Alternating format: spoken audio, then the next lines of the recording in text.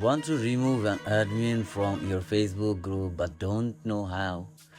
In this video, I'll show you the fastest and easiest way to remove an admin from any Facebook group using your phone or computer. Assalamu alaikum. Welcome to Tech Wash. First, open the Facebook app. Tap three-dot line. Tap on Group.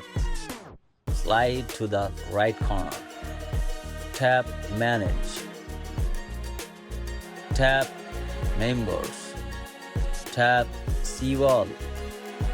Scroll down and find your profile.